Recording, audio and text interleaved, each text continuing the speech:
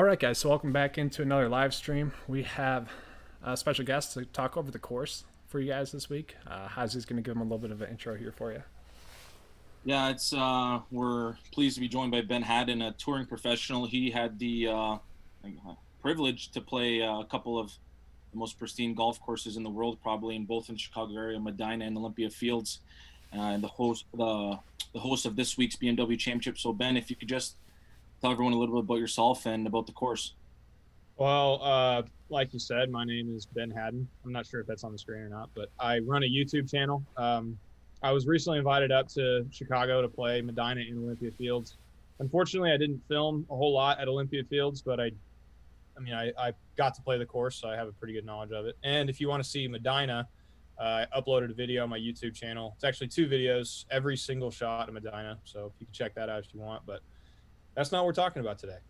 Well, it is lots of good content out there, some fun videos to watch, so everyone should go and check those out once they get a chance to. Pretty much after this video, go out and check that out. But yeah, it's Ben Haddon Golf on YouTube. Sorry, I don't know if I mentioned that. No, I'll post that too in the comments section and in the description of this as well, so definitely give him a follow.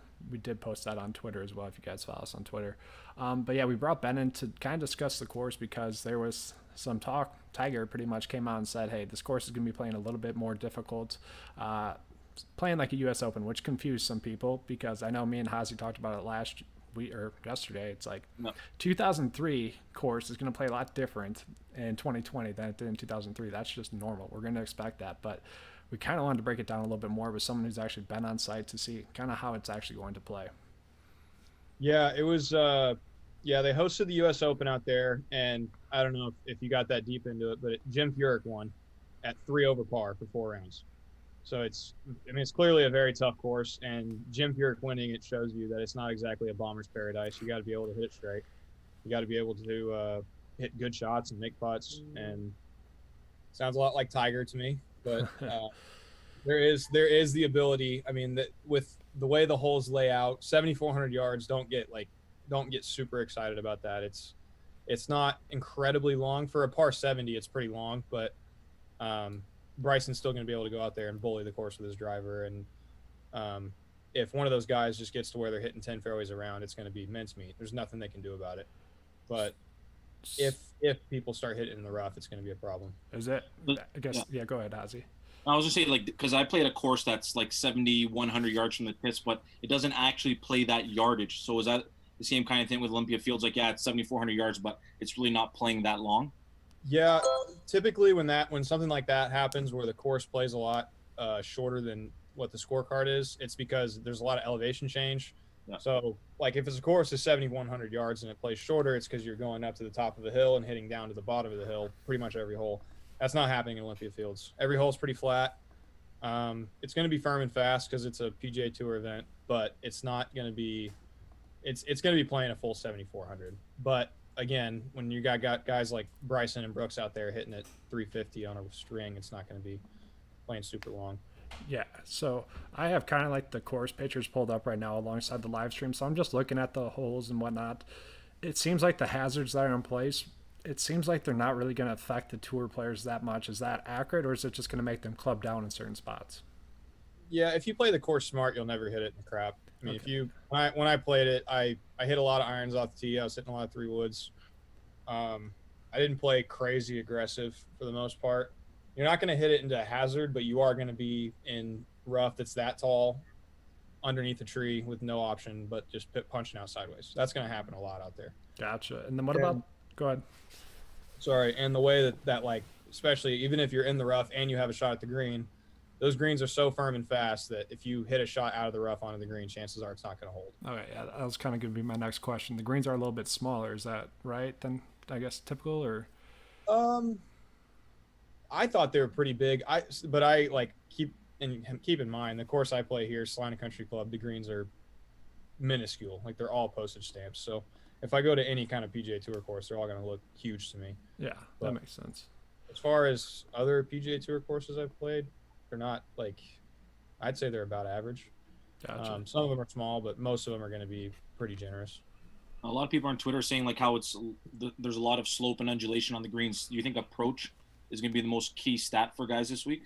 Yeah, for sure. Well, it's a second shot golf course, absolutely. If you look at, and I haven't looked at the stats recently, but if you look at strokes gained approach, I'm Yeah. pretty sure Colin Morikawa is pretty high up there. Yeah, he's second. He's second, yeah. So I think he's got a pretty good shot. If you look at the greens books and all those guys out there, they have a greens book with all kinds of colors. Actually, here I got one right here. Let's see it. From the last tour event I played, these greens books, there's degrees of slope for every inch of the green and high points and low points. Now you've got that on every single course out there. So you're going to know where to hit a shot to have a good birdie putt, but that area is going to be, I don't know, like a 5 or 6 yard radius. And if you're not hitting it good, if you're not hitting it on 5% margin of error, you're going to have trouble out there. So we did see that somewhat last week where a lot of players seemed like they were putting themselves in like kind of poor positions where they're just putting themselves in spots where they're going to three putt. Do you see like three putting being an issue with these greens this week? Sure. Yeah. With how fast they are, if you're on the wrong side of the hole, there are certain putts out there that you just are not going to be able to get to stop. And then just going off of that pin placement wise too, is there like certain pin placements where it's just going to be like more likely for a birdie or bogey? I know just based on the pictures, it's kind of tough to tell right now. Well, a lot of the par threes, what's great about that course is a lot of the par threes, you're going to have a shot that you can hit to leave yourself an easy birdie putt. But in going for that shot, you're going to bring in bogey. And then there's another shot that you could hit and make par pretty much every time, but you're not going to make birdie very often. And again, like I guarantee you, depending on what the scores are like, most of these pros on Thursday, Friday are going to be hitting to that par spot and just taking pars to make the cut. And then on the weekend, that strategy is going to change. And that's when you're going to see a lot of fireworks, I think. Well, yeah, this is a no-cut event. So, I mean, I think these guys will be a little bit... it is? Yeah, you're right. Yeah. No. So, I mean, that kind of brings up kind of another question. It's like, are we trying to, like, target these guys that are kind of plotters that pick their spots? Or are we just going to go with, like, the Brysons type where they're trying to bomb and gouge? Well, you really don't know until the tournament starts. A lot of that has, in events that I've played especially, you'll see where, like, a lot of the guys go out and they're like, okay, I'm going to try to make as many pars as I can, find birdies where I can find them. And then you have that one guy that goes out and just guns at every pin and shoots 9 under.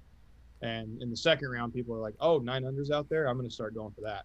And that's going to happen at just about every event. So you're going to see one guy in the first round light it up. And then obviously that strategy is going to catch up to him. But I think for the most part, you're going to see guys like Tiger, especially. Tiger's just obviously, he's notoriously one of the smartest players in the world. That's why he's won so many events, even with his, he's not very good off the tee historically, but his irons are so good and he's able to put it in the right spot. So I think you're going to see a lot of guys trying to do that, but you're also going to see guys who are, maybe pretty far back and need to, like somebody who's in like 74th place and needs to get into the next event is going to be a lot more aggressive, and we'll see how that pays off.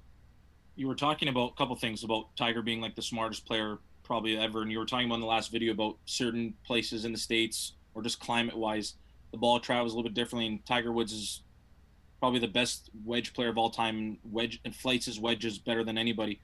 Is that going to be a thing that players are going to need to do this week, or is it just hitting those high wedges to these tuck pins or whatever the case may be?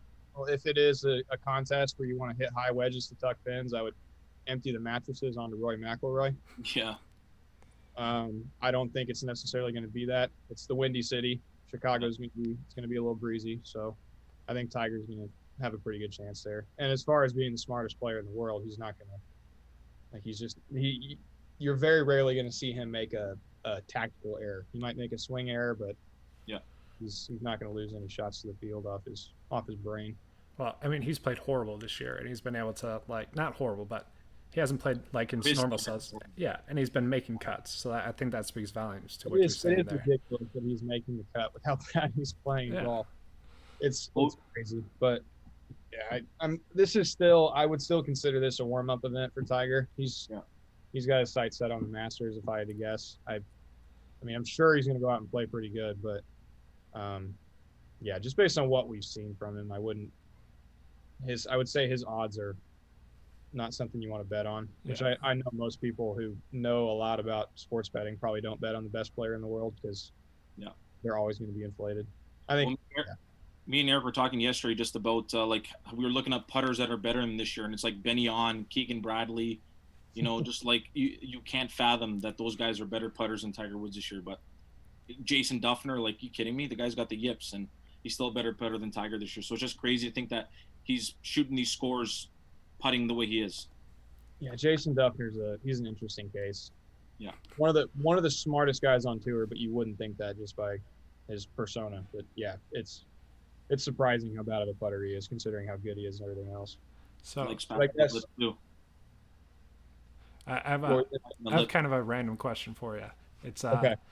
So he brought up Rory, and I don't know if you saw his quote this week, but he pretty much said that he alluded to the fact that without fans, he hasn't really been able to turn on like the switch to go out and like gear up his brain to like how we would normally perform, or like have the thought process going to like playing a tournament. I guess you being a player, I guess, is that easy to turn around, or is that just something that like casually as your golf game gets better, kind of just is a rolling effect there? Well, there's levels to this, and I guess the only way I could relate is by pointing to like when you go from playing just regular golf to competitive golf, it's a tough transition. But then once you get used to competitive golf, regular golf just seems boring.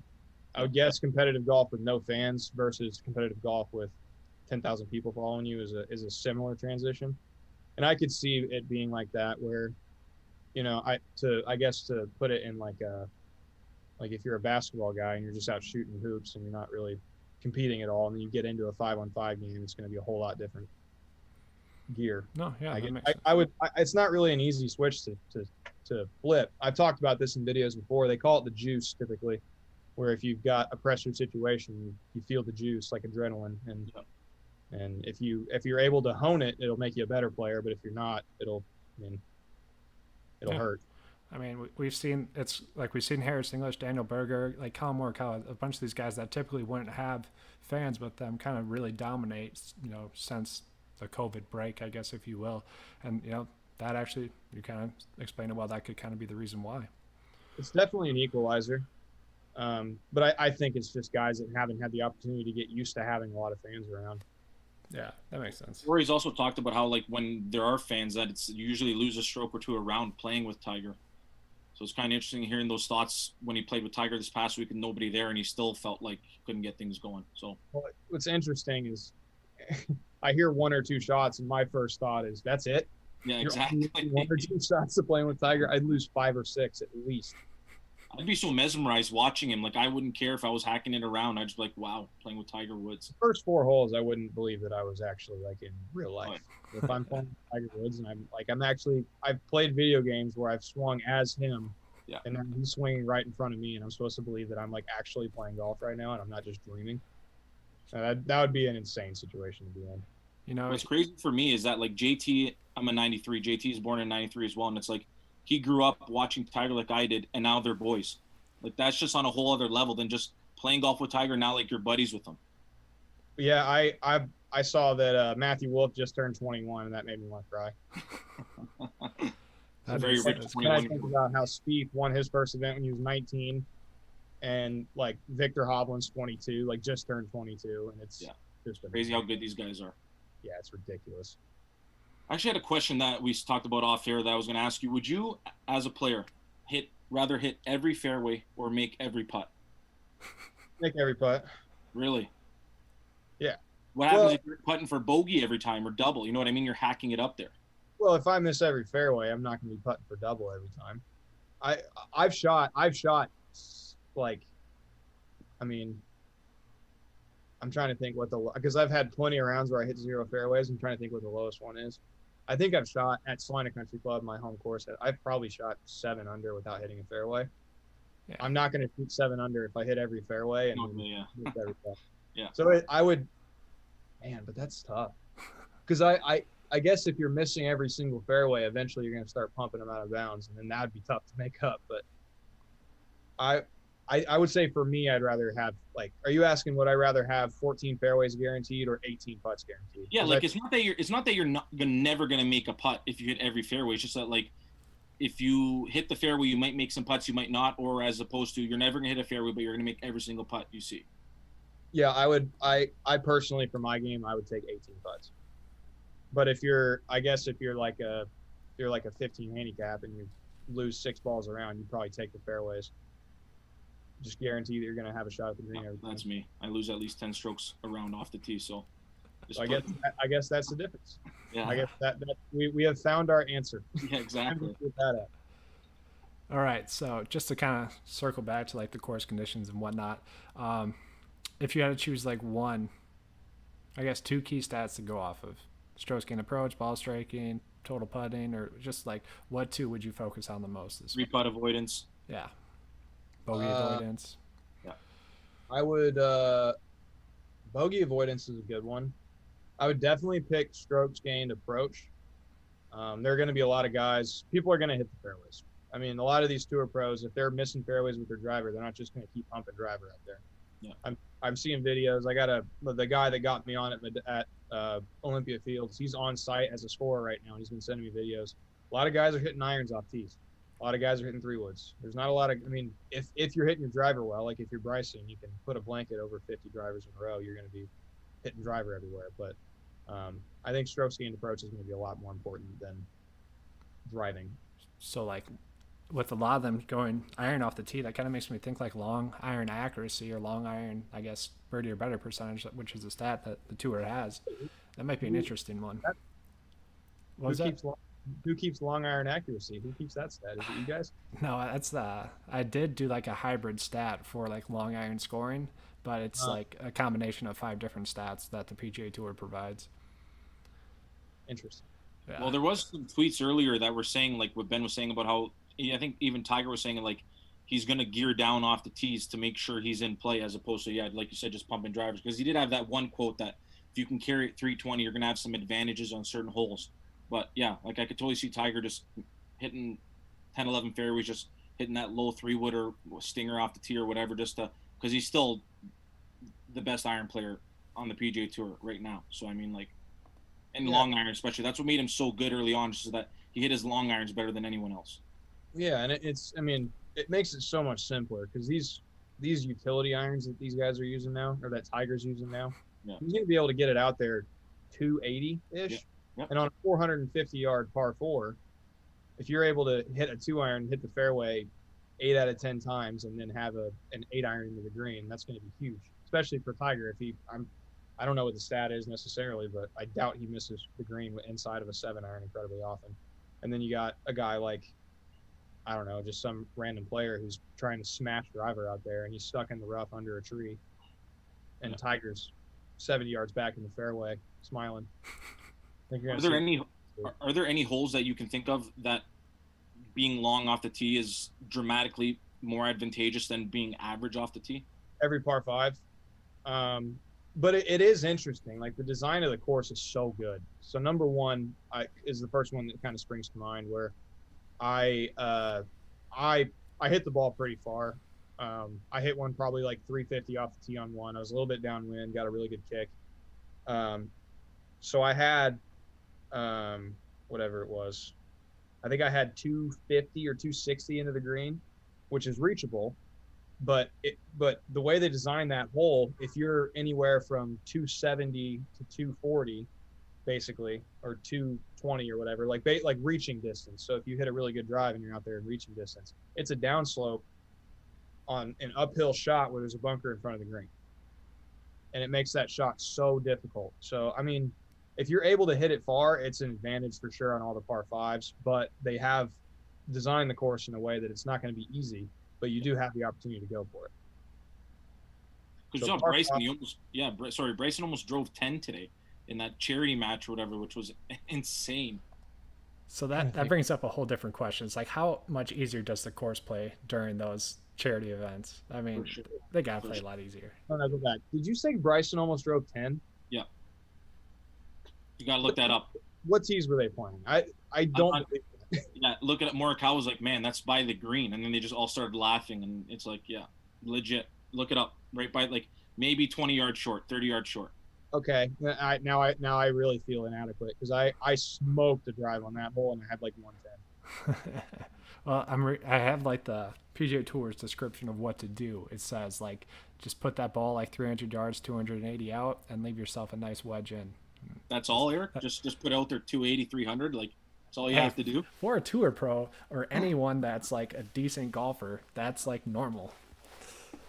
There's that par 3 that they're saying is going to play 275 yards. Is that the hardest hole in the course, or it's just like gimmicky? Oh, okay. So you got it. They're burying the lead on that because I know what hole they're talking about, and that's if they put it like on the back of the tee box, which they won't because they've built grandstands there. Yeah. And then if it's like a back left tuck pin, then it'll be 275. But that's just not. Yeah, it's never going to happen. Yeah. Yeah, they say all these things to get you excited about it. Like they said, Aaron Hills is going to play 8,200 yards, but then it's like it just didn't. Like Bryson or Brooks that week didn't hit anything more than a 7-iron into a par 4 that week. And Brian Harmon contended, so it's like really. Yeah, it's not 8,200 yards of Brian Harmon's contending. That's just a fact. Exactly. But yeah, it's just crazy because like Oakmont has it a couple times. Like these par 3s are just stupid. Like it's as even like we're golf fans, we already enjoy it, but like seeing holes like that just provide nothing really for the golf fan or like the one that's trying to get into golf kind of does the game a disservice, I think. Yeah, and it's so boring too. Like watching some guy play a 270-yard par 3. Spoiler alert: he's going to take out a 2-iron. He's going to hit the middle of the green. He's going to two-putt. It's not incredibly exciting. Nobody's stuffing it on that hole.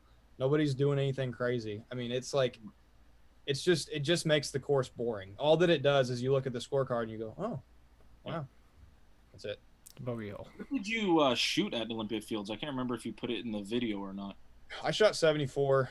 I mean, that wouldn't make the cut. Like, it's a no-cut event, but that wouldn't make But if it was, it wouldn't make it. Yeah, let's see. I got really aggressive out there. If I were to play that course again, I don't think I'd shoot. I don't think I'd shoot 74. I'd probably shoot a little bit better than that. But I learned a lot the first time I played it. And that's the same thing with any major championship course. The first time you play it, you're not going to score that well. Because there's a lot of stuff you have to learn about it. So you only played it once, just that once, right? Just that one time. But yeah, it was awesome. It was a really good experience. And I think it's going to be a great tournament this week no matter what. It's a classic venue. It's something you're going to want to watch. I kind of want to do a giveaway on 9 to 5 now for like if the people in the comment section could like get how many players are going to shoot over 74, aka not be able to beat you. They get like some sort of giveaway, which it's going to happen. You know it is. It's going to happen, but it's not going to happen as much as you might think. I'm going to get smoked by like well over half the field. That's I mean, that's fine. If they say like it's 5 players and they get 5 right, that person is going to win whatever the giveaway I come up with is. I kind of like that. Yeah. So what is that? That was 4 over par, right? 4 over, yeah. Do you know which ones you bogeyed by chance, or was it just like was it a tough hole, or was it just like you approached the hole poorly? I made plenty of bad bogeys. Don't worry. I bogeyed one. Let's see, I started. This is gonna hold on. Actually, I have my scorecard right there. It is. See, the rounds do blend together. That's the problem with that question. We don't play enough for them to blend together, Eric. Yeah, exactly. Look at that scorecard, and look at the pencils they have out there. They like clip to the scorecard. I thought it was cool. That is cool, actually. It's a lot easier. So I bogeyed 4 and 5 on the front. Let's see. I bogeyed 4, 5, and 6 all in a row on the front. So I went 3 pars, 3 bogeys, and then 3 pars, shot 3 over. And then on the back 9, I made 2 bogeys and 1 birdie, shot 1 over, 74. I birdied. Okay, so you know the hole where Tiger hit that like mega slice, yeah. The mega slice, yeah. I hit that exact same shot and made birdie there. That's pretty awesome. Is it as impressive as it is, or is it like a little bit overdone? Oh, no, it's a remarkable golf shot. It was, an incredible golf shot. I mean, technology is different these days, but I was about 10 yards back of where he was. I had probably 255 in, and I hit about the same shot, but I flew the green. I knew 3-wood wasn't the play, but I wanted that shot of me hitting the same club as Tiger from the same spot. So Do you have a plaque there? What's that? Do they have a plaque there that shows this is where Tiger Woods hit it, or no? No, I don't know why. Because you go to Medina, they have all kinds of plaques for like just random shots. They had a shot. They had a plaque on 16 at Medina for Sergio Garcia hitting one out of the rough to like 20 feet. Is that the one behind the tree? Yeah, yeah. Well, there's Yeah. not a tree there anymore, so it's just Oh, kind okay. So it's just a plaque. Rumor of has it they carved. From here. Rumor has it they carved Ben Haddon actually into the closest tree right there instead. So Yeah, well, by they you mean me. I went over and did that. Yeah, exactly. Exactly. Stamped it. So you're saying like you played it once and like you already got a better feel. Do you think that these couple practice rounds for guys are gonna make them play that much better, or is it like Paul Casey and Adam Scott and Tiger Woods are the only three guys in the field this week that played the U.S. Open in 2003? Like you got Hovland, Rahm, Wolf. I think that's it. That played the 2015 AM there. But I'm just curious, like if more than just a couple of practice rounds are going to be that much more beneficial than just the Monday, Tuesday, Wednesday. They host college events out there. That's right, the Line I one, yeah. Yeah, I think Hovland's played it. I'm pretty sure they've all played it. I actually think, now that you mention it, I think Wolf won an event right there. Yeah, Wolf won it last year, I believe, and Bryson won the U.S. AM there. I think he won the U.S. AM there. I'm not sure. Yeah, there's a lot of collegiate players that, I mean, there's at least like 9 players in the field that has some sort of course history here. It's just really the question becomes, it's like, how different did the course play in the collegiate field, like events, and how differently did it play in 2003? Which I think we kind of think it. Go ahead. Sorry, what? I would guess it played harder for the college event. Yeah. They actually, for college events, they bully those kids. Do they? Yeah, it's awful. Like the conditions that some of those guys play in those college events. Like Ricky Fowler went out and shot 63, 7 under, and they said it was like the best round in the history of that course. Wow. At Olympia Fields. At Olympia Fields, he shot 63. Well, yeah, but this is when he was in college. For sure, at Oklahoma State, yeah. Yeah. Crazy. Yeah, no, because I would assume that the FedEx Cup wants scoring. Like I know last week was a little bit insane, but like I don't think they want to see even par win it this week, even though they might say it's going to play like U.S. Open. No, yeah, it's not going to be even. I think if I had to predict, are we doing predictions right now? I would predict 19 under is my prediction. I think 19 under wins it. Yeah, I mean, like, and that sounds like a lot, but it's some guy going out and shooting. Yeah, 4 2/3 under par every day. It's nothing insane. But that makes the majority of the field probably be at like what, 7 under then? So I would say so. Yeah. Gotcha. Yeah. Well, yeah, probably 7 under would be a little bit different event this week with it only being 70 players. One question in the chat was they're kind of wondering about the fairway length width. Do you know by chance? I mean, they're going to have it pretty tight. What's interesting about course setups is the way they set it up for that event, the course can only survive for like 7 days like that. Yeah.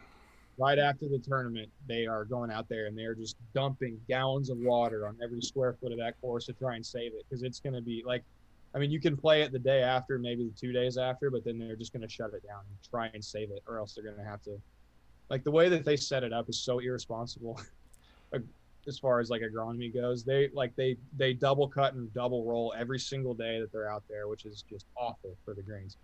But yeah, I think fairways are obviously going to be really firm and fast. Greens are going to be really firm and fast. And the reason I know they're going to be perfect is because they were kind of crap. Can I cuss on here? Yeah, yeah, we do it all the time. They were kind of shitty when I was out there. Like they it seemed like they had punched them like 2 weeks before I got there, which is like perfectly what you want to do when you have an event in 2 months. Yeah. So they were kind of furry, a little bit bumpy, but you could tell they were very full. They were primed to be in good position for the tournament. When do they typically shut down the course? Like if it's open to the public or members, is it like a month before? Like, it's like a week before. And another interesting thing is that range time it's not a tour range. I had some of it in my video. It's not a very I doubt they shut the range down completely. I would imagine they've been off mats for about a month and a half now, at the very least. That changes a lot, actually, too. Well, yeah, Winged Foot's off mats too. We saw JT and Tiger there last week hitting off mats. So, that's crazy that JT and Tiger weren't allowed to hit off the grass. I know, isn't that crazy? It's like, it just must show you how like exclusive Winged Foot is. Like they don't give a shit who you are. It's like you're hitting off mats today. I can't imagine being Tiger Woods walking into a golf shop and having, or I actually not scratch. Or Ben Haddon. I can't imagine working in the golf shop and Tiger coming in and being like, "Hey Tiger, we're off mats today." And he's like, What? What'd you say to me? You're the guy telling them that? Say? That'd be What was great. it like playing Olympia Fields? Like, I'm assuming it's just like doctors, lawyers, former executives. Like, must be like kind of eye opening because I know I don't play golf courses like that. Like, that's for sure. It is not cheap to be a member there. Yeah, I would assume the initiation fee is probably 6 figures. Something like that. Yeah, it's expensive, but I mean the people couldn't have been nicer. Yeah, It was really a great experience being out there. And I mean I don't think so. Here's an interesting thing about Olympia Fields. It's actually kind of in the worst area of Chicago.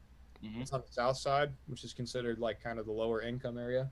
So I think it's widely regarded as a better course than Medina, but since it's in a worse area, it's not as widely revered. yeah. Not as like it's not as high income of an area. So I think it's a lot easier actually to be a member at Olympia Fields than other courses in Chicago. But it's still just the history that's out there, and you see that clock tower that says Olympia Fields, and you see the OFCC water tower in the distance, and you're like, this is Got that picture up right now. crazy. So maybe Brandon Todd does have a chance this week if things are going to play a little firm and fast.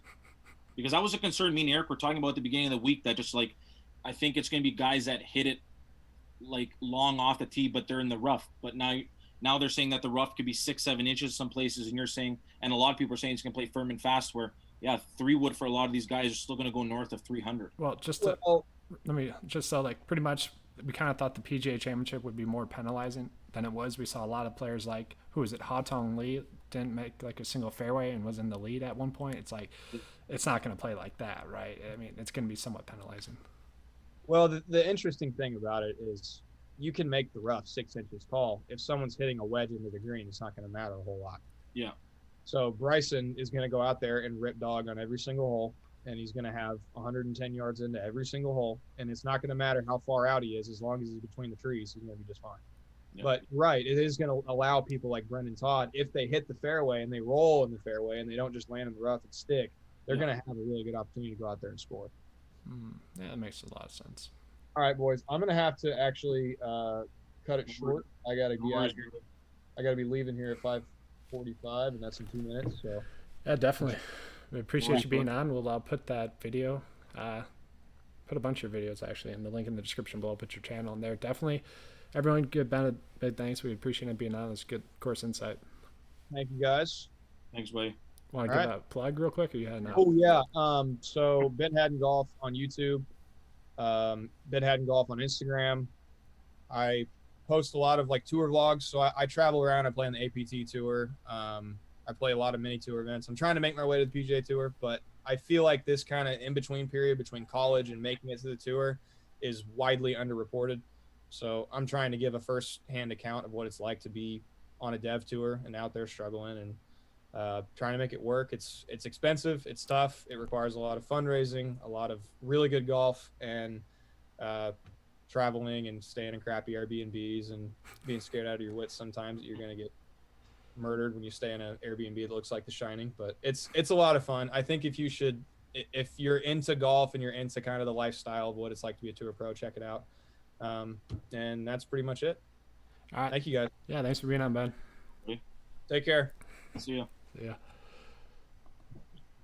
All right, we'll switch it over, Ozzy, here real quick. Once Ben gets out of here, there it is. We switched it over just like that. That's some good quality live stream material right there. It was decent. It wasn't the best cut over, but it worked.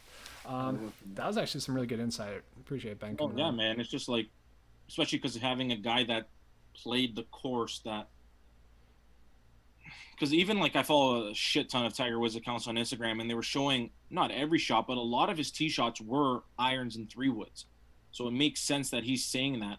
And obviously, up here, I'm not saying I'm close to Chicago. Obviously, you're closer. But actually, has there been a lot of rain this summer where you live? Because for me, there hasn't been. So, I mean, someone in the comment section said it's not in Chicago. I mean, if you're from Chicago, if you're not from Chicago, but you're from the surrounding area in Chicago, everything's Chicago. If you're 40 minutes away from Chicago, you're in Chicago in that area. So that's kind of why it's considered Chicago. But no, dude, it has not rained in my area. I would imagine it hasn't rained too much down there. You never know. But it's going to be a little bit drier. It's going to be firmer. It's going to be faster than just like he was saying, which you're. It's weird. It's weird because obviously, like someone like Cameron Champ and Sebastian Munoz, who I like kind of as lower owned players this week, if they're hitting it accurate, they're going to go out and dominate. But it's like, do you try to play it a little bit safer with someone, I guess, for example purposes, Brendan Todd? You know, it's interesting thought process this week.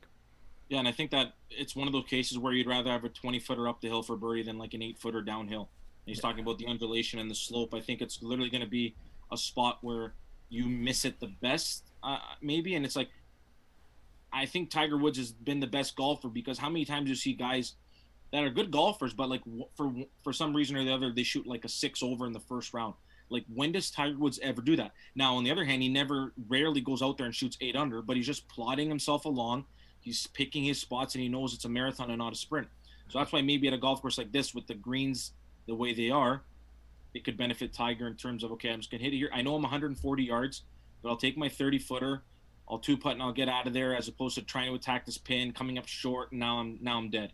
Mm-hmm. You know what I mean? So maybe it takes a guy like that, maybe a guy that has some more experience on the tour that just is not necessarily a plotter, but just a more patient guy, maybe. Yeah. So, yeah, Steve's saying it hasn't rained there the past 2 weeks, been hot and humid. So, yeah, it's going to be firm, fast greens like DFS Chef is saying here. So I think it's going to play a lot similar green condition, kind of like last week, where if you're not having a good week putting, you're just done. It's not going to be there for you. But it's also going to, I don't know, I want to compare it to the PGA Championship. I just don't think the PGA Championship played as difficult as I think they were trying to hype it up as it was. But I think it's going to be somewhat similar to that, where like Kyle Morikawa won because he hit the most fairways. That's just like, that's what happened. He was the most accurate driver, and he was able to, capitalize on that. It's just interesting. But they were fairways that weren't rolling either, though. That's true. But where you need driver, you can't just be like, hey, I'm gonna get this 3-wood in play, because you're literally hitting a 3-wood into the green now. Whereas opposed to today, Tiger can hit that low draw off the tee, 290, like it's clockwork. Yeah. I'm just looking at some of the stats right now for like players I want to target. The 9-to-5 stat sheet, it's like I'm already dialed in on English, Berger, Xander, already those guys. But it's like, who else do I want to go off of now? Like, because like stroke gain approach, it just seems like it's going to be the most key stat. That long iron stat seems like it's going to be the most key stat. I don't really think it's actually going to change too much for me personally, but I can see how like someone like Justin Thomas, best in stroke gain approach. Like, obviously we like him a ton, one of the better long iron players. That's like pretty obvious, but it's like he definitely gets an advantage. Someone like Hideki, great long iron player, the best in the field this week, good in stroke gain approach. Like, I'm going to give him a slight bump now. Now, I know, listen, I'm betting Tiger Woods every week. I don't really give a shit because he's my favorite golfer, even if it's not the best play or not. But just hearing Ben talk about the course, is there anybody who lag putts better than Tiger Woods on tough greens? I mean, in general, no. But like lately, I don't know. Because I bet Sebastian Munoz last week at the Northern Trust when he was 5 under through 5, he was still 125 to 1. I'm like, fuck, that's a good number. Mm-hmm. So on 9, whatever, the first round, the pin was on the right, and there's a massive slope that literally takes any ball down to the pin, and he somehow missed it right from the middle of the fairway. So anyways, he chips it 25 feet, and then he runs it 4.5 feet by, and obviously then he misses that coming back. But it's like it's a 4.5 footer that moves, and it's extremely downhill. Like, when do we see Tiger, whether he's putting brilliantly or not, ever put himself? That was the one thing Hank Haney talked about. I've read Hank Haney's books and videos that Tiger Woods, he's even talking about pin high golf. That's like pin high secret success. And at the U.S. Open he won in 2000 when he crushed everybody, he fist pumped, I think, on 15 or 16 because he 0 3-putts for the week. And he does it better than anyone else. He 3-putts the least. And I think that on these type of greens where you're going to have to be defensive on certain putts, even on 15-footers, or where you're going to have to take your medicine, I think Tiger Woods is the best that's ever done that and still is.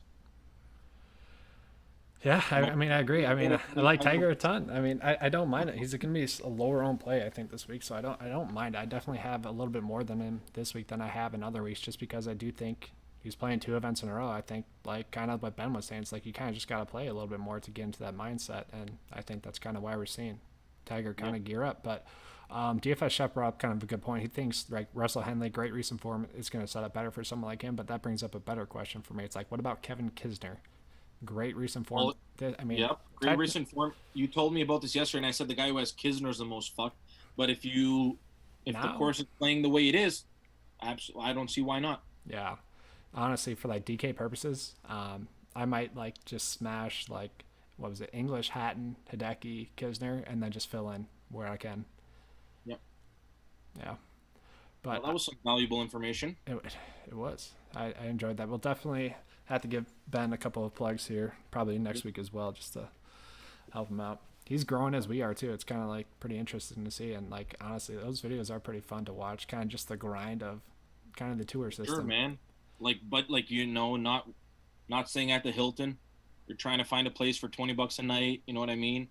Gas station food, shit like that. Like, because in a few of his videos too, he has this like camera, I guess, at the seats go back in the back and like connect to the trunk. And he's like slept in his car and shit before too to save money. It's like, man, that's what people understand. That's what thousands of kids are doing, whether in America or in Europe. Like that's what they're doing to get by, to get in that next entry fee. It's crazy. It's like not the dark side, but it's like you kind of got to earn it. I don't know. It's very weird. At the DFS Open, I actually played with someone that very similar situation where he was playing in like a lot of Monday qualifiers, but for like the Corn Ferry Tour. Very similar situation where it's like, dude, this is fascinating. Not like it's just like amazing to see. And it's like these are great golfers. Honestly, it's like for sure, man. If they just like put it together.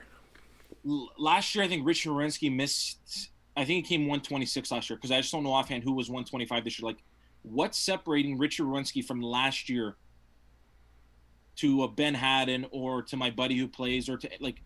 Obviously, they're better golfers, but like I don't think it's as drastic as people make it seem. Like there's no reason why you see it all the time. Why Corn Ferry guys have so much success on the PGA Tour because that gap has closed. They're all unbelievable, and it's that much harder to make it now. Well, it's like Brendan Todd's the perfect example. The dude was horrible for 3 years and then just turned it on. It's pretty spectacular how that works out. But you got any closing thoughts? Otherwise, we can just wrap this bad boy up. It's a pretty good podcast or live stream. I agree. Yeah. I think it's going to be guys that can control their wedges, not necessarily just flight, but not overspin it where you're going to have those slopes take it away from the hole or off the green or whatever the case may be. So I think you're going to look at guys that really good, good par 5 scoring because there's only 2 on the course, and you're going to need guys that hit their irons well, which Hatton, Woods, Morikawa, guys like that. Yeah. Is there one bet or one like play in DFS that you're going to be on more now? I'm always on Tiger, man. I feel like he is the lowest owned, and I feel like not only is he just the lowest owned. I took a picture, actually, a screenshot of who I'm going to take, but like he has the most upside out of, like, you know what I mean? Like Tiger Woods being the lowest owned out of all those guys has probably the greatest chance of actually winning. Yeah. But I don't know. I like Finau this week too. Like. Last week it was really just his chipping and putting that let him down. Otherwise, everything else was pretty decent. So, like, a lot of the chalky players last week that I didn't like because I thought they were too risky in terms of making the cut, like Finau, like Wolf. Obviously, Wolf made the cut and he, like, blew up. I kind of like him a lot more this week because even if they do have that one bad blow-up round, doesn't matter. It doesn't matter because they're going to go out and score and they're going to be able to WGC.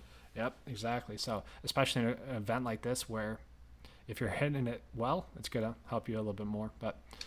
yeah, I think we can. I'm gonna have 6-6 this week. Yeah, and if you don't, that's you played Webb Simpson. That's an issue. Yeah. But I think that would be a good podcast. We'll wrap that up. We'll figure out what we're gonna do next week for the Tour Championship. Appreciate everyone joining. Appreciate Ben joining. Give him a like and subscribe on his YouTube. Definitely check him out. Follow him on Twitter. He's doing big things there. But we are too. We got some people saying thanks as well for pretty much the input from Ben coming in, so I appreciate that. But